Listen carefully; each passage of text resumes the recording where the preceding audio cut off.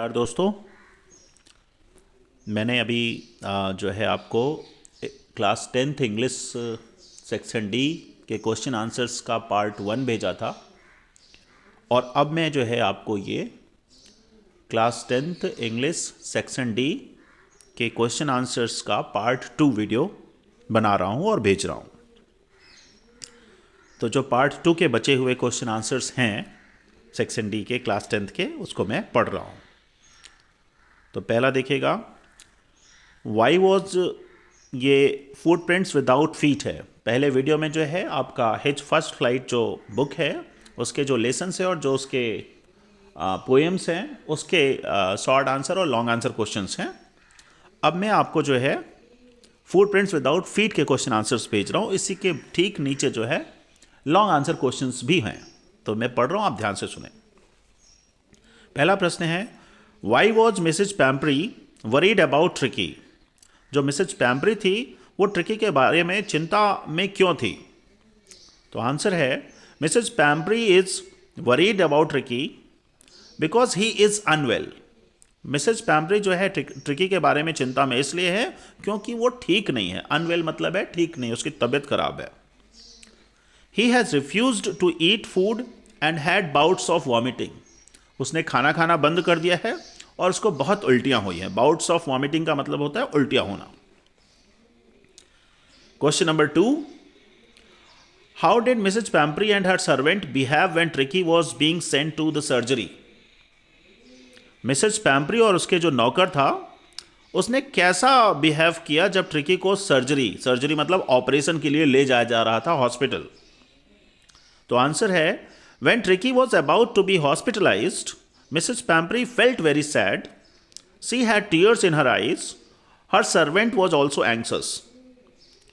जब ट्रिकी को हॉस्पिटल ले जाया जा रहा था तो मिसेज पैम्परी बहुत दुखी थी। सैड मतलब होता है दुखी होना। उनकी आंखों में आंसू थे। टीयर्स मतलब होता है आंसू। और उसका जो नौकर था वो भी बहुत एंग्सस था। एंग्सस मतलब होता है चिंतातुर, वो भी चिंता में था। तो प्रश्न 1 और प्रश्न 2 थे। अब ये अपन कर रहे हैं प्रश्न 3 और 4। अगला प्रश्न है, what was, question number 3, what was Hari Singh a fairly successful hand eight. जो हरी सिंह है वो किस बात में बहुत अनुभवी और होशियार था? तो उत्तर है, Hari Singh was a fairly successful hand at stealing. Hari Singh जो है वो चोरी में बहुत माहिर था। चोरी, स्टीलिंग मतलब होता है चोरी करना। तो Hari Singh was a fairly successful hand at stealing.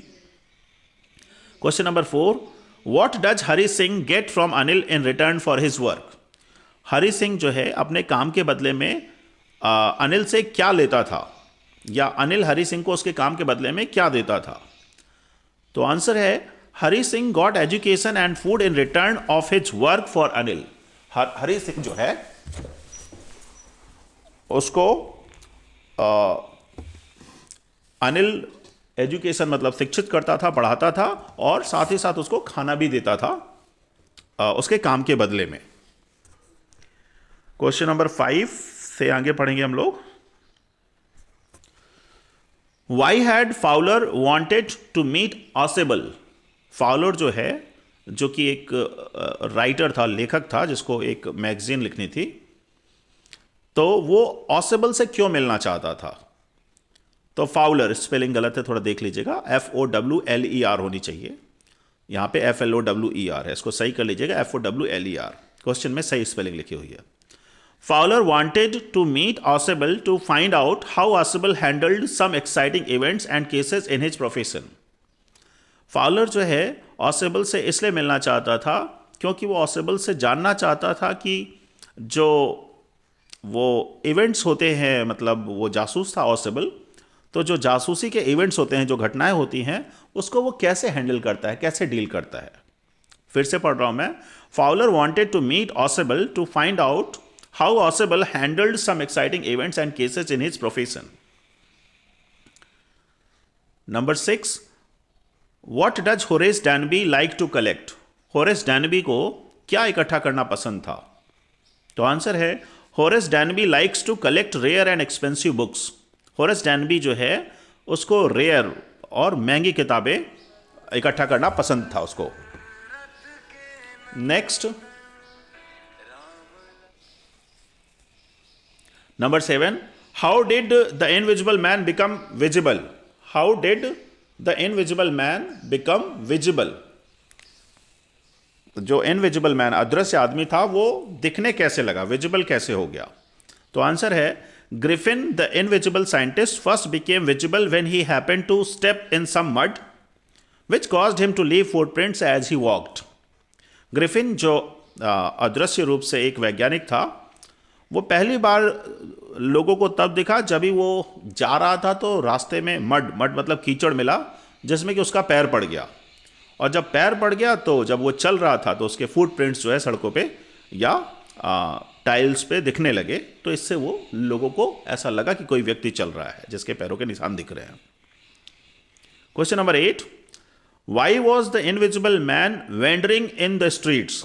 जो इनविजिबल आदमी था, मतलब अदृश्य आदमी था, वो सड़कों पे क्यों घूम रहा था, भटक रहा था? वेंडरिंग मतलब होता है घूमना या भटकना। The invisible man was wandering in the streets because he had set fire to his landlord's house and became homeless. Invisible man, जो अदृश्य आदमी था, वो सड़कों पे इसलिए घूम रहा था क्योंकि उसने अपने मकान मालिक का घर जला दिया था, और चूंकि वो उसी मकान में खुद भी रहता था तो वो अब होमलेस हो गया, बिना घर के हो गया, इस वजह से वो सड़कों पे घूम रहा था। फिर से पढ़ रहा हूं मैं। आंसर है, the invisible man was wandering in the streets because he had set fire to his landlord's house and became homeless. अब आइए क्वेश्चन नंबर 8 से आगे पढ़ते हैं। Question number 9, how did Richard Ebright's mother help him become a scientist? जो Richard Ebright की माँ थी, उनको कैसे उनकी माँ मदद करती है वैज्ञानिक बनने में, साइंटिस्ट बनने में? तो आंसर है, mother helped him by writing a letter to doctor Urquhart and allowing E Bright to attach light adhesive tags to the wings of the monarchs to be sent to doctor. She was the one who gave him the book which fueled his interest in science. जो Richard Ebright की माँ है, वो doctor अर्कहार्ट को जो है एक चिट्ठी लिखती हैं, एक लेटर लिखती हैं, और साथ ही साथ जो है वो ई ब्राइट को ये भी सलाह देती हैं कि जो मोनार्क, जो तितलियाँ हैं, जो राजा तितलियाँ हैं, वो उसमें अपने टैग्स को अटैच करे और उसको चिपका के, और वो डॉक्टर अर्कहार्ट को भेजे जिससे वो परीक्षण करके उसको बता सके, उसका निष्कर्ष बता सके कि उसमें उसने क्या प्रगति की है। साथ ही साथ रिचर्ड ई ब्राइट की माँ उसको एक पुस्तक लाके देती है। जब वो पुस्तक को पढ़ता है तो उसका इंटरेस्ट साइंस में जग जाता है और वो साइंस में अच्छा काम करता है। तो मैं फिर से पढ़ रहा हूँ। Mother helped him by writing a letter to doctor Urquhart and allowing E. Bright to attach light adhesive tags to the wings of the monarchs to be sent to the doctor. She was the one who gave him the book which fueled his interest in science. Question number 10. What kind of a person is Madame Loisel? Why is she unhappy? जो madam लॉइजल है वो किस तरह की व्यक्ति हैं और वो दुखी क्यों हैं? तो आंसर है, madam लॉइजल was pretty and young but was born into a family of clerks. Madam लॉइजल जो है बहुत सुंदर थी और यंग थी, लेकिन वो एक क्लर्क जो है, क्लर्क की फैमिली में वो पैदा हुई थी। She was unhappy as she was not rich and suffered feeling herself born for all delicacies and luxuries. वो खुश इसलिए नहीं थी क्योंकि वो इतनी सुंदर थी कि उसको ऐसा लगता था कि उसको जो है सिर्फ और सिर्फ लग्जरी और जीवन में बहुत आराम और कंफर्ट होना चाहिए, उसको बहुत रईस और पैसे वाली होना चाहिए। हमेशा वो यही सोचा करती थी, इस वजह से वो दुखी रहती थी। तो madam Loisel was pretty and young but born into a family of clerks. वो यंग थी और सुंदर थी, लेकिन वो क्लर्क्स की फैमिली में जो है पैदा हुई थी। वो हैप्पी इसलिए नहीं रहती थी क्योंकि जो है वो रिच नहीं थी, मतलब पैसा उनके पास नहीं था, और उनकी लाइफ में जो है लग्जरी या कंफर्ट नहीं था। Question number 11. What fresh problem now disturbs madam लॉइजल? अब नई समस्या कौन सी आ गई मैडम लॉइजल के पास? तो आंसर है, after buying a pretty dress Madame Loisel was bothered by yet another problem she had no jewels to adorn herself with. तो जब भी उनको पार्टी में जाना था तो उनके हस्बैंड ने एक ड्रेस उनको खरीदी, लेकिन जब भी वो ड्रेस पहन के शीशे के सामने खड़ी होती है तो वो देखते हैं उनके गले में तो हार ही नहीं है, और हार नहीं होना ये एक नई समस्या थी उनके लिए। तो ये क्वेश्चन नंबर 11 है। उसके आगे हम पढ़ेंगे क्वेश्चन नंबर 12।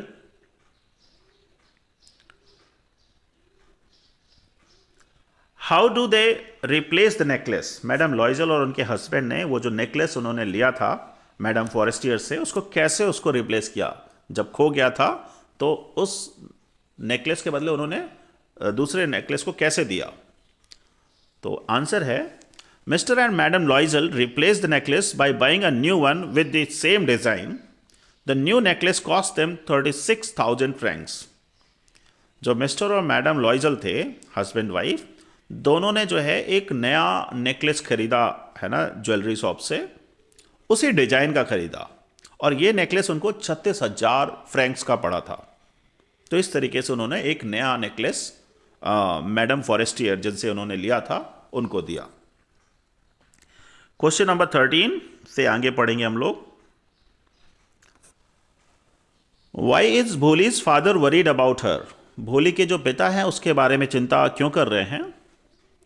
तो Bholi's father worried about her marriage prospects because her brain was slightly damaged. She learned to speak very late and used to stammer.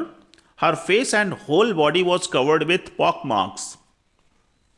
भोली के पापा जो है उसकी मैरिज को लेके चिंता में थे। क्योंकि उसका ब्रेन जो है ना ठीक से काम नहीं करता था, मतलब मंदबुद्धि कह सकते हैं उसको, मंदबुद्धि था, और वो हर शब्द को बहुत देर देर से बोला करती थी, हकलाती थी वो। स्टैमर मतलब होता है हकलाना। और उसका चेहरा जो है, इवन उसकी सारी बॉडी जो है, उस पे चेचक के दाग थे। तो इस वजह से भोली के पिता उसके बारे में हमेशा चिंता करते थे। Next question number 14। For what unusual reasons is भोली सेंट टू स्कूल। भोली को किन असामान्य बातों के लिए स्कूल भेजा गया। तो आंसर है the tehsildar came to inaugurate the primary school for girls in Bholi's village. He asked Ramlal to send his daughters to school to set an example before others. जो तहसीलदार है वो स्कूल का उद्घाटन करने के लिए आया था, प्राइमरी स्कूल का उद्घाटन करने के लिए आया था, जिसमें गांव की लड़कियां पढ़ सकें। और वहीं पे जो है रामलाल जो है वहाँ के उस गांव के नंबरदार थे, तो उन्होंने कहा कि यदि आप अपनी बेटी को पढ़ने के लिए भेजेंगे तो दूसरों के लिए एक उदाहरण होगा। इस वजह से भोली को स्कूल भेजा गया। Question number 15। Why do Bholi's parents accept Bishamber's proposal. Bholi के पेरेंट्स ने, जो बिसम्बर थे, उनका मैरिज का प्रपोजल भोली के लिए क्यों स्वीकार कर लिया। तो आंसर है Bholi's parents felt that if they did not accept Bishamber's proposal she might remain unmarried all her life. Bholi के पेरेंट्स मतलब मम्मी पापा को यह लगता था कि अगर उन्होंने बिसम्बर की मैरिज प्रपोजल जो भोली के लिए थी, अगर उसको स्वीकार नहीं किया तो भोली को जो है पूरी लाइफ जो है अनमैरिड रहना पड़ेगा, उसकी शादी नहीं होगी। आइए क्वेश्चन नंबर 16 पढ़ते हैं। Who tried to invade the earth in the 21st century.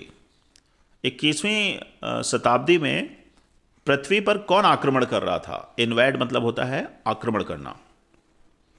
तो आंसर है the Martians tried to invade the earth in the 21st century. सिर्फ एक शब्द का आंसर है द मार्शियंस। मार्स में रहने वाले लोग जो है, मार्स प्लैनेट में रहने वाले लोग को मार्शियंस कहते हैं। तो Martians tried to invade the earth in 21st century. 21वीं शताब्दी में जो पृथ्वी पर आक्रमण करने वाले लोग थे वो मार्स के रहने वाले लोग थे, मार्शियन। तो ये था आपका बुक फुटप्रिंट्स विदाउट फीट के क्वेश्चन आंसर्स। और अब हम करेंगे लॉन्ग आंसर क्वेश्चंस जो कि दोनों बुक को मिला के होंगे। तो मैं पढ़ रहा हूं। पहला है how did the book change think tanks opinion about the Earthlings. जो पुस्तक थी जिसका नाम था मदर गूज, पुस्तक का नाम क्या था, मदर गूज। तो इसमें प्रश्न पूछा हुआ है how did the book change think tanks opinion about Earthlings. जो बुक है मदर गूज, जिसको मैं पढ़ूंगा अभी आंसर में, उसने थिंक टैंक कि राय जो है अर्थलिंग्स के बारे में, अर्थलिंग्स मतलब होता है जो पृथ्वी पे रहते हैं लोग, अर्थलिंग्स के बारे में वो कैसे बदल दिया उसकी राय को। तो आंसर है when Think Tank read the Humpty Dumpty poem in Mother Goose book, he thought the egg was him and that humans were planning to kill him. Due to this his opinion about earthlings changed, now he considered them dangerous. जो Think Tank है उसने जो है Humpty Dumpty नाम की एक poem पढ़ी एक बुक से जिसका नाम था मदर गूस, और जब वो पोयम पढ़े तो उसको ये समझ में आया कि वो एक अंडा था।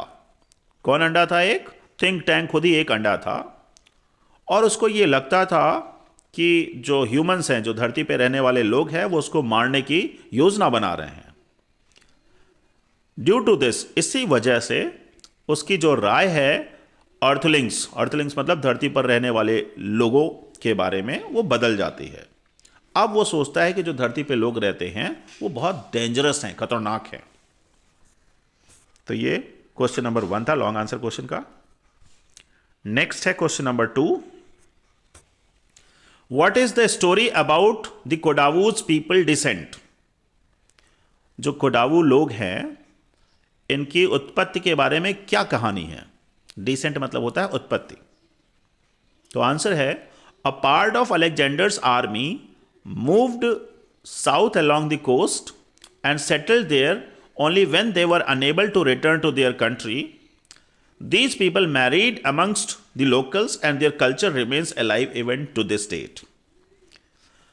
अलेक्जेंडर द ग्रेट नाम सुना है हम सभी ने। उनकी आर्मी जब जो है दक्षिण की तरफ से मूव कर रही थी तो वो आगे नहीं जा पा रहे थे, तो वो उन्होंने तय किया कि अब उनको वहीं पे सेटल हो जाना है, वहीं पे अपना घर बसा लेना है।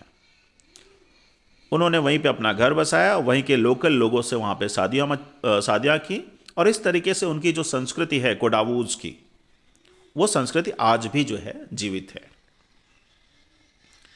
Next number 3, how did Mandela's understanding of freedom change with age and experience? How did Mandela's understanding of freedom change with age and experience? Mandela की जो समझ थी आज़ादी के बारे में, वो उनकी उम्र और अनुभव बढ़ने के साथ कैसे बदलती है? तो आंसर है as a young boy he thought that he was born free and believed that as long as he obeyed his father and abided by the customs of his tribe he was free in every possible manner. जब वो छोटे थे तो उनको ये लगता था कि वो आज़ाद ही पैदा हुए हैं, और जब तक वो अपने पिता की आज्ञा का पालन करते हैं और अपनी कम्युनिटी मतलब अपने समाज के जो रीति रिवाज है उसका पालन करते हैं, वो अपने आप को मानते हैं कि वो आज़ाद थे, हर तरीके से फ्री थे, हर तरीके से। When he grew older, freedom to raise a family and freedom to earn livelihood started affecting his thoughts. लेकिन जब भी वो बड़े होते हैं तो अपनी खुद की फैमिली चुनने का या बनाने का अधिकार, अपनी खुद की जीविका रोजी रोटी कमाने का अधिकार प्राप्त करना भी आज़ाद होना है। इस तरीके से उनके विचार जो है बाद में बदलते हैं। Question number 4, right the central idea of the ball poem. Ball poem का जो है मुख्य थीम क्या है?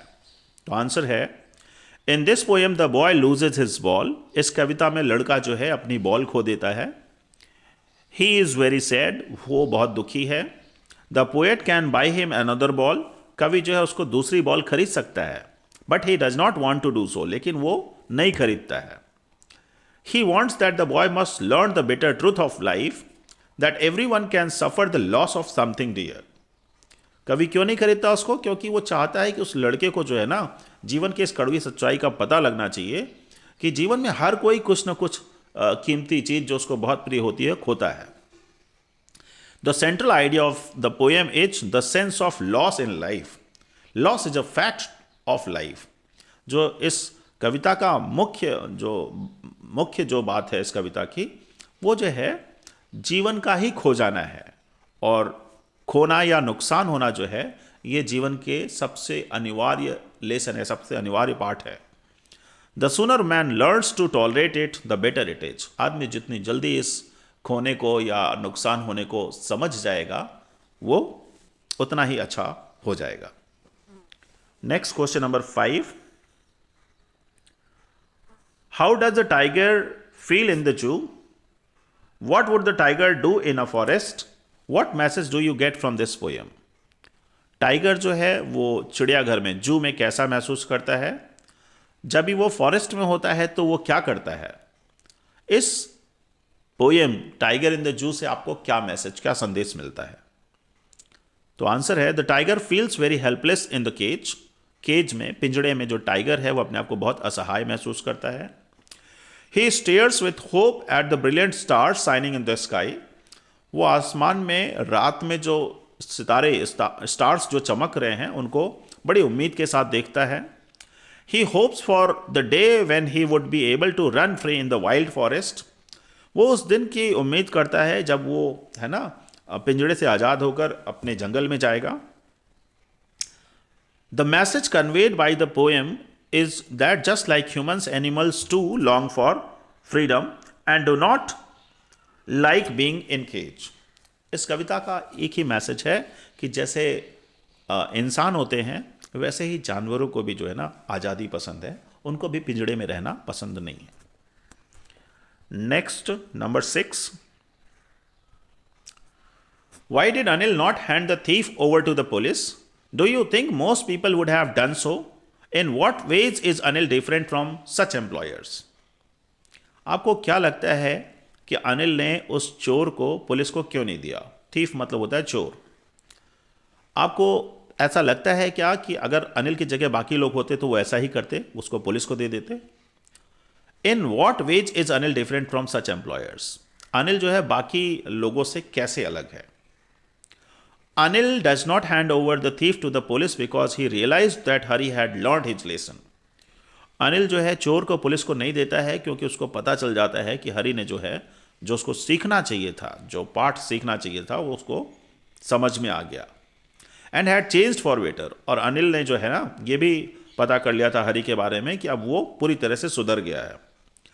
Anil even knew how Hari cheated him of ₹1 a day while buying the day's supply. Anil को यह भी पता था कि हरी जो है उससे रोज ₹1 चुराया करता था जब वो ग्रॉसरी या किराने का सामान या जो है सामान लेने जाया करता था। When he found out that Hari had stolen the money but had kept it back, he knew that it was Hari's consigns. जब उसको ये बात पता चली कि हरी ने पैसे चुराए थे लेकिन उसको वापस उसी तरह रख दिए, तो उसको समझ में आ गया कि हरी की अंतरात्मा है। He could have easily run off with the money, but he did not. वो आसानी से उस पैसे को लेके भाग सकता था लेकिन वो भागता नहीं है। This made Anil gave him another chance. और इसी बात से अनिल जो है उसको हरी सिंह को एक दूसरा मौका देता है। नेक्स्ट क्वेश्चन नंबर 7, ये लास्ट क्वेश्चन है, long answer question. How was Ausable different from other secret agents? How did he deal with max? जो ऑसेबल है वो बाकी सीक्रेट एजेंट्स मतलब डिटेक्टिव से अलग कैसे था, और वो जो मैक्स है उसको कैसे डील करता है, कैसे हैंडल करता है वो? Ausable was different from other secret agents in more ways then one. Ausable जो है बाकी सीक्रेट एजेंट्स या डिटेक्टिव से वो बिल्कुल अलग था, कई तरीकों से वो अलग था। He had a small room in the musty corridor of a gloomy French hotel. तो उसका एक है ना फ्रेंच होटल में एक छोटा सा रूम था और उसका कॉरिडोर बहुत सकरा था वो। He was extremely fat. दूसरा ऑसेबल बहुत मोटा था वो। In spite of living in Paris for over 20 years, he spoke French and German with difficulty and had an American accent. वो पेरिस में 20 साल से रह रहा था लेकिन उसको अभी भी फ्रेंच बोलना नहीं आ रही थी, इवन जर्मन भी वो नहीं बोल पा रहा था, और उसकी एक्सेंट जो बोलने का जो उसका तरीका था वो ऐसा लगता था कि वो अमेरिकन है। In these veg he was different from the conventional notion of a secret agent.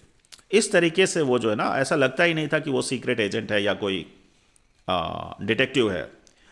He dealt with Max by inventing some stories and convincing Max to act on them. वो मैक्स को जो है ना कैसे deal करता है, कैसे handle करता है, उसके सामने एक कहानी बनाता है वो, और वो कहानी इस तरीके से बताता है कि मैक्स को उस पर विश्वास हो जाता है और आखिर में मैक्स जो है उसकी कहानी का शिकार हो जाता है। तो इस तरीके से ये मैंने आपको सेक्शन डी के जो बचे हुए क्वेश्चंस थे उसको पार्ट 2 के रूप में कंप्लीट किया। उम्मीद है आप इन वीडियोस को जो भी मैंने आपको भेजा है section B, section C, section D, वो आप 1, 2 या 3 बार देख लेंगे और 1-2 बार अपने आप से बिना देखे लिखने की प्रैक्टिस कर लेंगे। आपसे ये एग्ज़ाम बहुत अच्छे से निकल जाएगा और मेरा विश्वास है कि आप 60 से 65 नंबर आउट ऑफ 75 में अच्छे से स्कोर कर लेंगे। So this was all. Thank you and all the best for your exams. Thank you very much.